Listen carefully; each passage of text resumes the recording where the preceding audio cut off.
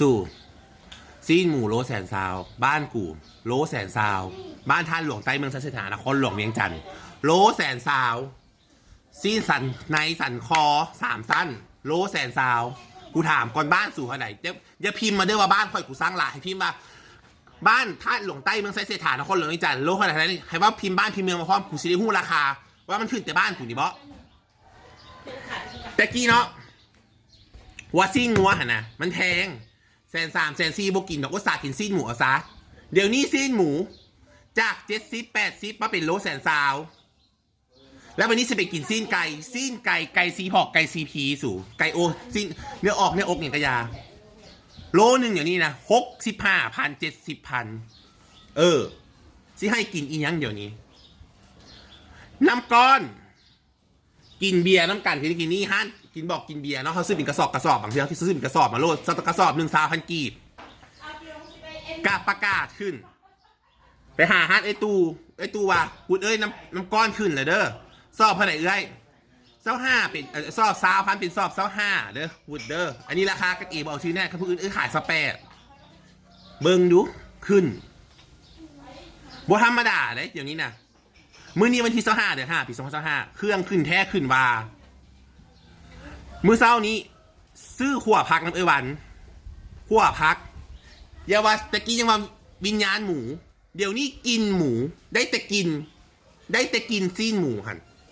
ทง1 15,000วันอาวุธบ่ไหวเลยขอขึ้นเด้อจาก 10,000 เป็น 15,000ได้กินหมูมาขั่วพักกินหมูแล้วก้อยหมูใส่เครื่องใส่ตอกใส่ตับใส่ในนี้นะก้อยหมูตะกี้ถุงละ20,000บ้านว่าถุง30,000แล้ววุฒิบ่ไหวอีหลีก็ต้องได้ขึ้นมันบ่ไหวดิเราบ่ไหว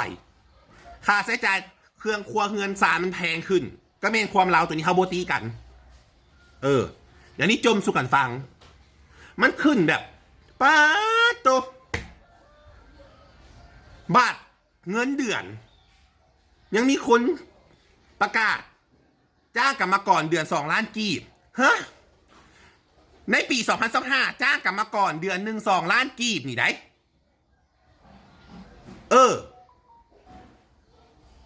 คือจังไหนกูถามคนดูคือจังไหนเรื่องนี้คือจังไหนซีนหมูโลแสนซาวโลแสนซาวโลแสนซิปขั้นบอลไหนแสนซิปนี่กูกล้าว่าซิงบ่คอยติ่มขั้นซิงบ่คอยติ่มก็ต้องซิงบ่คอยงามอีกกูว่าโลดให้กูจับซิงไปสร้างกล้าบอ